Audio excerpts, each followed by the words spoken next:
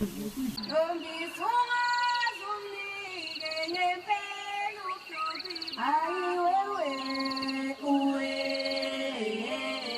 awulalela ngempela uhluphi bakho uwe awulalela uthula nehlanu kubi ntombi awulalela